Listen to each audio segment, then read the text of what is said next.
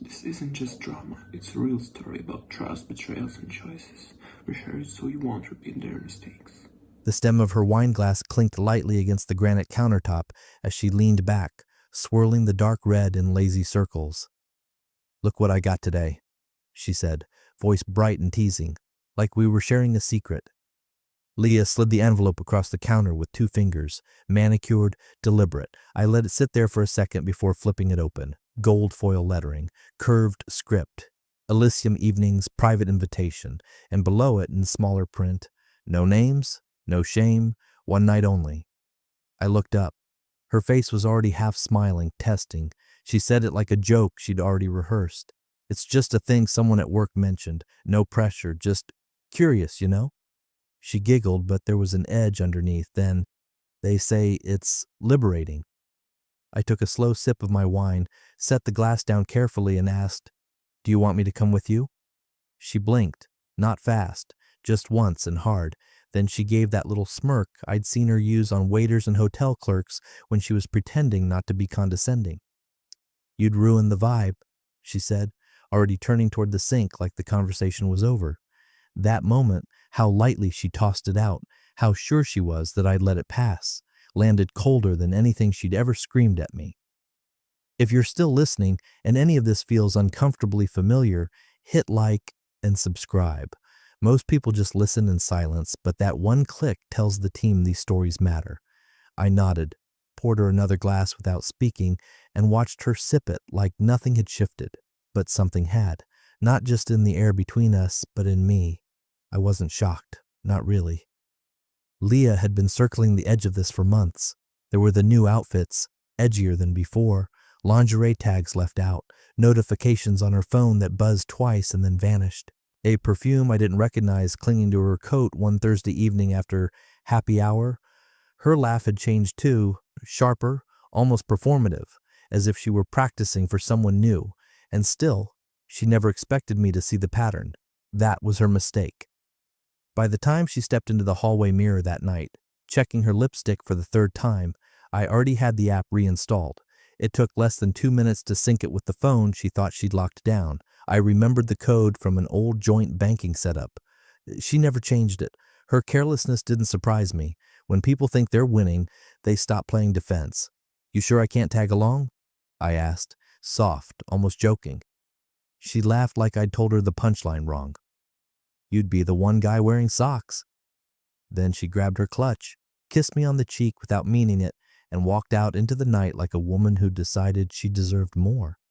She didn't see the look on my face as the door closed behind her. Back in the kitchen, her empty wine glass still held a faint lip stain. I stared at it, then rinsed it out, watching the red swirl down the drain. The invitation card lay forgotten on the counter. I flipped it over and scribbled the date in the corner, just to mark it. She didn't know what I'd do with the evening. She thought I'd fall asleep watching Netflix, maybe check work emails, maybe wait up like some dutiful fool. But I didn't. I sat there, quiet, tracking the blinking dot on the app as it drifted out of our neighborhood, past the edge of the city, toward an address I didn't recognize. I clicked record. Then I waited. When she came home later, hours later, she didn't smell like the perfume I knew. There was sweat and hotel soap and something plastic and cold in the way she moved past me, like a machine winding down. Her heels hit the floor too loud. She didn't say anything, just climbed the stairs, one by one, slowly. I waited until I heard the bedroom door close. Then I opened the audio file. No names, no shame. She'd said that like it made it harmless, but the truth has weight, even without names, even in the dark, even when you pretend not to notice. And she'd handed it to me in gold foil. The click of her heels on the stairs was deliberate, slow and firm, like someone who knew every step led to something irreversible. Leah came down in a black satin dress I'd never seen before, backless, high slit. She wore it like a dare, and her perfume hit before she even reached the kitchen. Not the usual floral notes, something bolder, synthetic. She wasn't dressing for me, not anymore. Her eyes skimmed past me as she adjusted a single earring in the microwave's reflection. "I won't be out too late," she said, casual, like she was going to book club. She didn't meet my gaze when she said it. Drive safe, I murmured, already watching the second phone light up in my palm. I'd linked it earlier, her old backup number, which still had cloud permission she forgot about. Sometimes people get too confident to double-check what they've left behind. She grabbed her clutch, gave a tight smile, and left. No kiss this time. The front door shut with a softness that felt louder than any slam. I stood by the window and watched the glow of her taillights until they turned left at the end of the block. 8:57 p.m. I noted it without needing to. Then I sat down, turned on the laptop, and opened the feed. Location signal was strong, the mic was already rolling. I kept the screen dark and the volume low, not out of guilt, just discipline. She arrived at the venue by 9:23, a small boutique hotel near the edge of town, one of those restored Victorians with tinted windows and gravel parking. The kind of place people don't accidentally drive past, the kind you book for what you don't want your neighbors to see. By 9:30, the camera activated, likely when she took off her coat. I heard laughter, ice cubes clinking in lowball glasses, someone playing synth jazz in the background, and then her voice, louder than I'd heard it in months, confident, unfamiliar. She wasn't pretending there. She was performing. Names drifted in and out, fake ones mostly. "Stacy," someone called her. She didn't correct it. I sat in that silence for hours, watching waveforms scroll across the screen. At 11:04, the feed caught motion, feet walking past a full-length mirror. Her dress was on the floor in the corner, red toes, bare legs, a man's watch on the nightstand. Someone opened a bottle of champagne and laughed like they owned the world. At 2:12 a.m., the tracking dot began to move again. She was headed home. I closed the screen, saved the file twice, once to the encrypted drive and once to a backup stored remotely, not because I needed it yet, just because it would matter later. When the garage door opened and she stepped inside, she walked differently, shoes in hand, hair undone, eyes glassy. She paused when she saw the light still on in the living room. "You're up?" she asked, blinking hard. I didn't answer. I just nodded once and let her pass. She hesitated for half a second, maybe thinking I'd ask, but I didn't. She headed up to bed, door shut.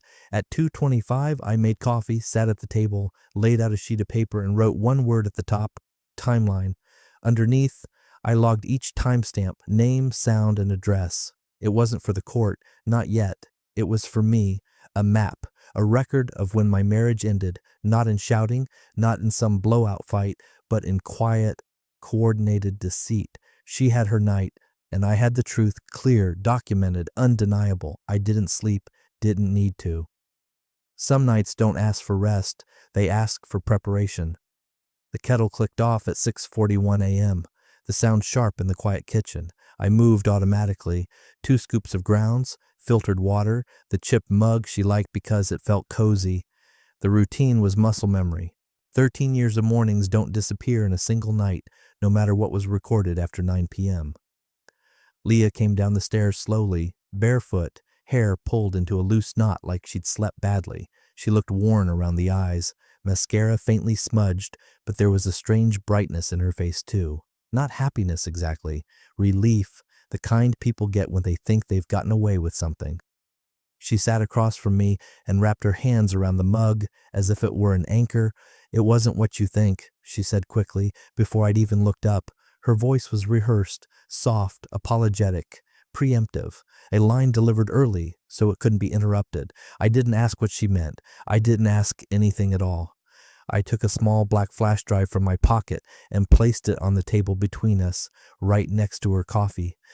The plastic made a dull sound against the wood. I stood, pushed my chair in neatly, and walked upstairs without a word. From the bedroom, I sat on the edge of the bed and listened. At first, nothing. Then the faint scrape of the chair as she shifted, the click of her laptop opening, a sharp inhale, silence again, then a sound I hadn't heard from her in years, something between a sob and a gasp, cut off before it could become either. I waited exactly 3 minutes, long enough for the first file to open.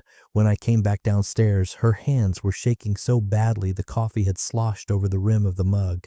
Her face had drained of color. She didn't look angry or defensive or even embarrassed. She looked dismantled, like a structure that had lost its internal supports all at once. "I can explain," she whispered, though her eyes never left the table. I didn't respond. I set a manila envelope down beside her cup, careful not to let it touch the spill.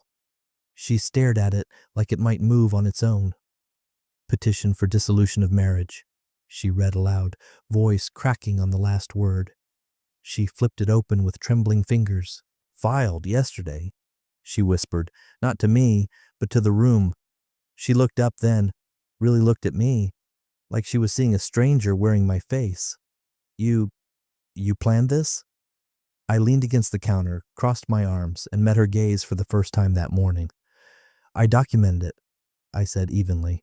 And there's a difference. Her mouth opened, closed. It was one night, she said, desperate now. Just curiosity. It didn't mean anything. I nodded once. That's what makes it clean. She broke then, tears spilling over, words tumbling out too fast to follow.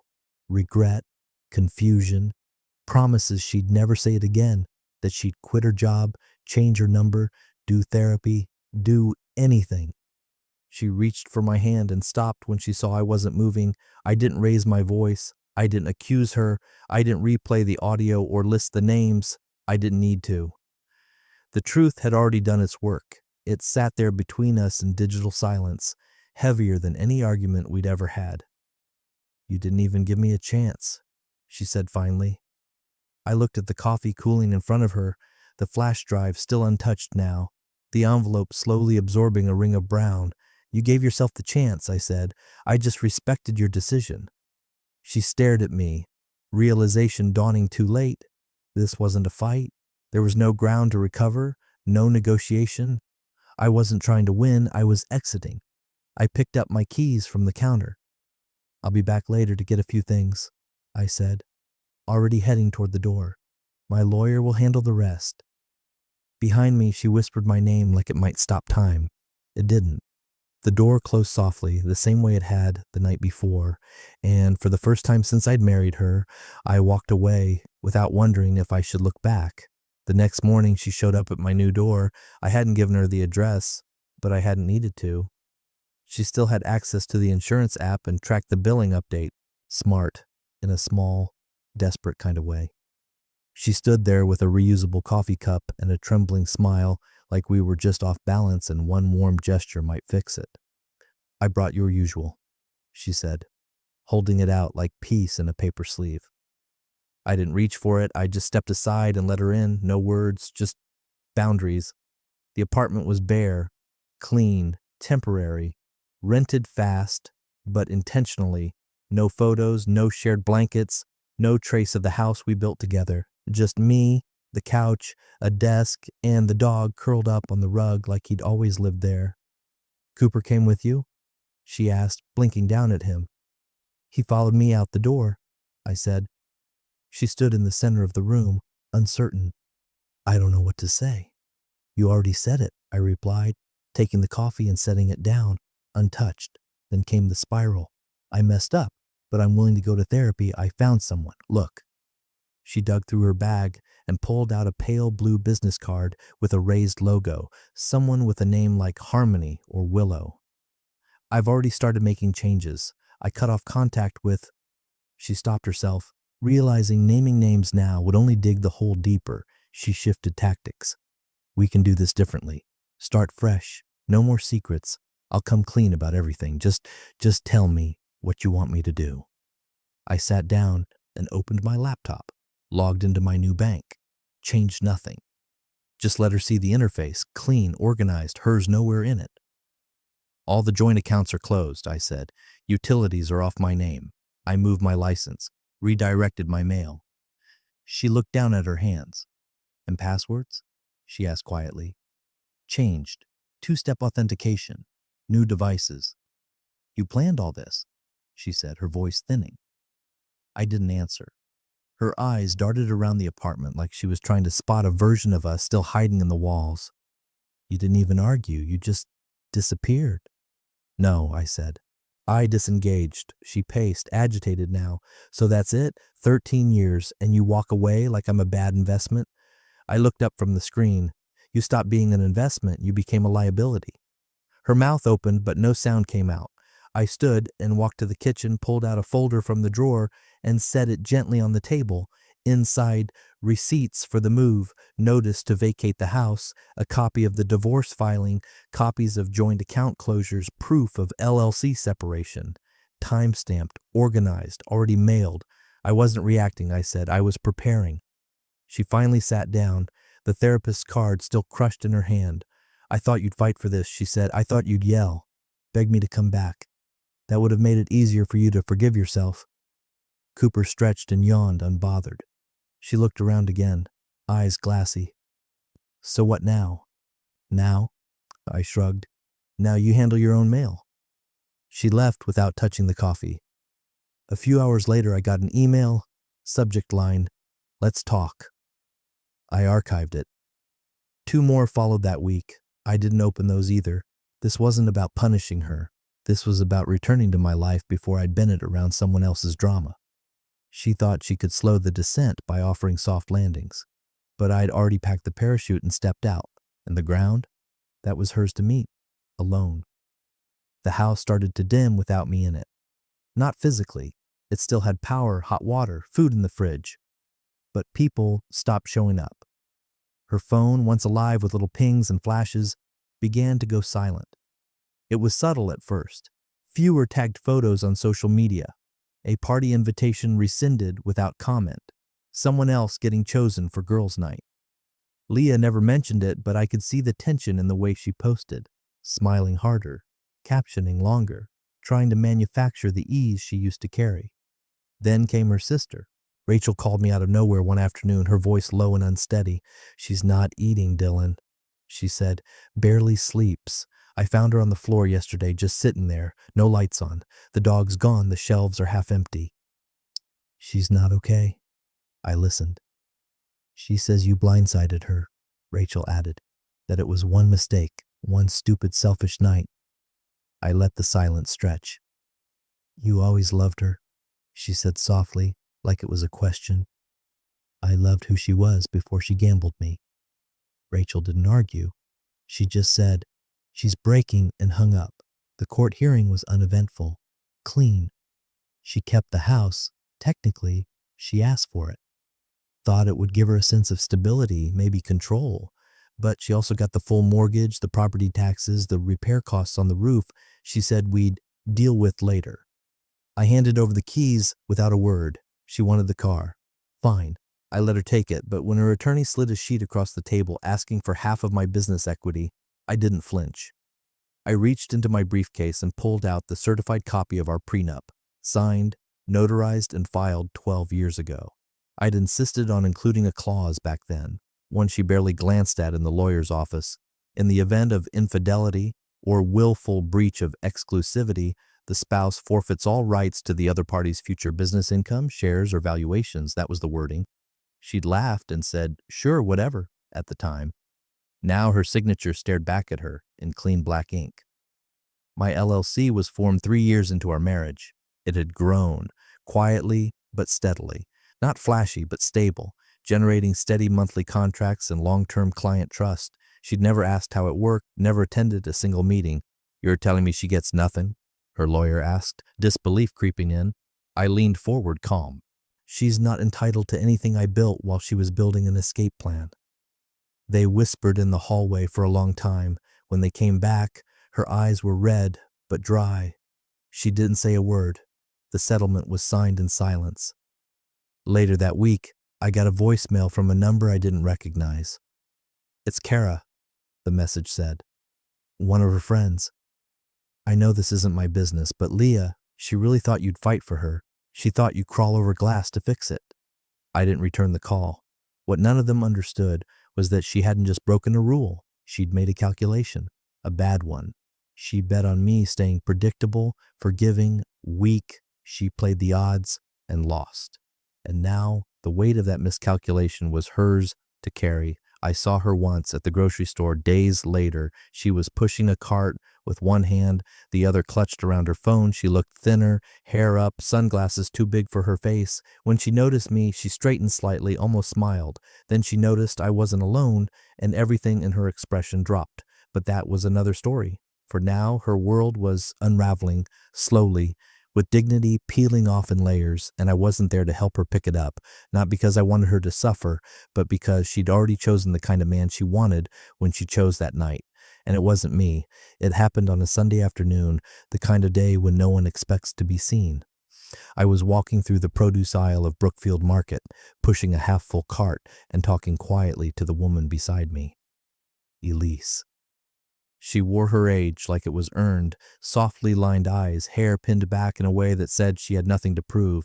There was nothing performative about her, no unnecessary laughter, no exaggerated gestures, just attention, quiet and grounded. We were talking about olive oil, something small, something shared, and then I felt the shift in the air before I saw her, Leah. She was 2 aisles over near the bananas, holding a bag of pre-washed arugula. She saw me first. Her expression changed mid-motion, halfway between tired and distracted to suddenly alert. She blinked, then blinked again, as if confirming I was real. Then came the smile. That practiced, soft smile she used when she ran into neighbors or old co-workers. Warm, but not intimate. She started to lift her hand, and then she saw Elise. It wasn't dramatic. Elise didn't notice. She was reading a label and asking if I preferred glass over plastic for storage. Her voice was calm. Her hand rested lightly on my forearm as she spoke, casual, familiar. Leah's smile faltered like someone had yanked the power from behind her face. Her hand froze, fingers curling part way, then dropping to her side. She took a half step forward, like instinct made her move, but her body didn't follow through. Her lips parted, but she said nothing. I saw her, of course. Fully. She was thinner than before. Hoodie too large, makeup faintly smudged at the corner like it had been applied in the car. Her cart was nearly empty. She looked like she'd come out for one thing and had forgotten what it was. She didn't know whether to come closer or disappear, and I didn't give her a signal either way. I just looked at her once, flat, neutral, and turned back to Elise. Let's get both, I said, about the oil.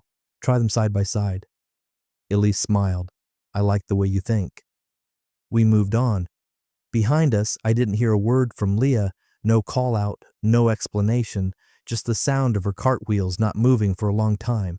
It wasn't the moment she lost me. That had happened weeks ago, quietly, with paperwork and silence. But this was the first time she realized what that actually looked like, the finality of not being included, not even in anger. She wasn't the woman I was avoiding. She was the woman I had no reason to acknowledge. Later, I heard from a mutual friend that Leah cried in her car for half an hour before driving off, that she texted someone, probably Rachel, saying, "He's with someone, he looked happy," but I wasn't happy. I was just settled. Elise didn't ask who Leah was. She didn't have to. She'd seen enough of the past in the way I navigated around it. She didn't press. Just reached over in the checkout line and adjusted the collar of my jacket, as if that small gesture said everything. Leah had spent years thinking she could command presence. That youth or flair or drama kept her unforgettable. But in that aisle, under fluorescent lights, she wasn't unforgettable. She was unseen. And that, I think, hurt more than anything I could have said. Her message came through at 11:08 p.m. on a Tuesday, the kind of hour people reach for things they've lost, thinking maybe the dark will soften the damage. I made one mistake. You erased everything. No greeting, no name. Just that sentence sitting alone in the middle of my screen like a whisper looking for a stage. She'd typed it on the same thread where we used to send grocery lists, reminders to pick up the dry cleaning, late night inside jokes from across the couch. All of that buried now, scrolled up and forgotten under the weight of her final gamble.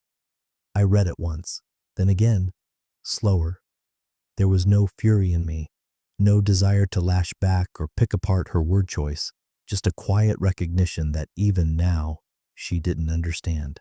One mistake, she wanted to call it that, to box it in as a singular lapse, a bad night, a choice divorced from its context. But mistakes are accidental. Mistakes don't require makeup, perfume, a hotel address, or hours of rehearsal in the mirror. Mistakes don't last a whole evening. And mistakes don't start with an invitation handed across a table, paired with a smirk and a dismissive wave. I didn't reply, not because I didn't have words, but because I had no reason to offer her clarity. She'd had that when she chose silence over honesty, when she walked out the door with a smile and came home drenched in the scent of someone else's validation. Instead, I opened a fresh email. Subject line, finalization to Claire Rosen, my attorney. Please initiate the full severance terms, no contact clause included. Let me know when it's filed. I clicked send. 3 minutes later, her typing dots appeared again. A second message followed. You didn't even try to fix it. I said I was sorry. I said I'd change. Still, I said nothing. I closed the app entirely, powered off my phone, walked to the kitchen and rinsed a glass under cool water, the sound grounding, real. The light over the sink buzzed faintly, the kind of sound you never notice until you're alone. She wanted me to remind her of who she used to be to me, of how tightly I'd once held her, how quickly I'd forgiven the little things. She expected me to flinch at the sadness in her words, to give her one more page, one more explanation, one more thread to tug on. But I wasn't angry anymore. I was unplugged, not just from her, but from the idea that I owed her closure. The closure was already written, in digital files, in folded court documents, in an apartment key she no longer had, and maybe most clearly in the simple, devastating truth. I didn't erase everything, she did. I just made sure the erasure stayed permanent. The ballroom was warm with filtered lights, velvet curtains, and quiet clinks of glassware. Waiters in black moved between tables, balancing trays of hors d'oeuvres and champagne flutes, while a local jazz trio played softly from the corner stage. This was the third event I'd attended for the startup, but the first, where I stood as its official founder, not just the quiet architect behind its systems. The room felt earned, not glamorous but stable, a space I'd built, one decision at a time. Elise stood beside me in a deep navy dress, her posture calm, not needing attention to claim presence. Her hand rested lightly on my forearm while we chatted with a small circle of investors. Every so often she'd lean in and add a dry comment that made someone laugh or nod. She wasn't ornamental. She was elemental, still, assured, and grounded in the moment. And then I saw her. Leah. She'd come in through the side entrance just before the first speech. Alone, no coat check, no invitation badge. She stood near the back wall, partially shadowed behind a tall floral arrangement, holding a glass she clearly didn't want. Her dress was too bright for the tone of the room, tight, sequined, and strained at the seams, like it belonged to a different version of her. She hadn't come to celebrate. She'd come to interrupt, or at least to be seen. But no one did. No one approached her. No one asked her to join a table. The MC didn't call her name. The photographers didn't glance her way. And I didn't flinch. When the host called my name, I stepped onto the stage to a soft round of applause. Elise smiled without clapping, just met my eyes and nodded once, a small, private signal. You're here, and you earned it. I adjusted the mic and cleared my throat. My company was born from two things, I said, failure and clarity. Some partnerships collapse under pressure, some betrayals snap you into focus. Either way, what you choose to build afterward, that's what matters. A beat of quiet followed, not awkward, just clean. No long speeches, just gratitude and forward momentum. I stepped down, no dramatic gesture, no drawn-out story about resilience. I didn't need to say her name. Everyone who needed to understand already did. Leah stood frozen in place as the crowd refocused, drinks resumed, and conversation shifted around her like she wasn't there. She wasn't escorted out. She wasn't reprimanded. She was just bypassed. A woman who used to be central, now completely peripheral. Later, I noticed she hadn't touched her drink. The condensation ran down the stem and pooled at her feet. Unnoticed, she left before dessert. I saw the back of her head as she slipped out the side again, the way she came. No one stopped her, not even the valet, who paused when she approached, clearly checking for a name not on the list. I didn't mention her to Elise. Elise didn't ask. We drove home in comfortable silence, the kind that follows a night without noise, the kind Leah never could tolerate. She'd come expecting a scene, a confrontation, a crack in my composure, something she could frame later as messy or unfinished. But I didn't give her drama. I gave her relevance. And that was far colder than anything Fire could have offered. It ran on a Tuesday. A modest piece, 3 pages, middle of the week, buried between a new product launch and a think piece on automation trends. But it was the kind of article that lived longer than it looked. People passed it around in Slack channels. A few friends forwarded it to others with quiet lines like, "You should read this one." The blog had reached out weeks earlier asking to profile the story behind my startup, not just the funding milestones or the client wins, those were already public. They wanted the human angle, the personal transformation as they called it. I almost declined, but something in me knew it was time, not to prove anything, just to document what mattered. The interviewer was respectful, smart. She didn't pry. She asked what changed in me over the last 2 years, what had driven me to step out from the shadow of the larger firm I'd left behind to build something small but grounded, sharp but quiet. I answered without drama. Some people rediscover themselves after loss, I said. I discovered myself after disrespect. She looked up from her notes. I didn't elaborate, I didn't need to. The article went live under the headline, "Stillness After the Storm, Building with Purpose." There was no mention of Leah, no talk of betrayal or divorce or audio files on flash drives, just a clear through line, a man who had once bent himself around a marriage and later chose not to. The photo they used was one Elise had taken.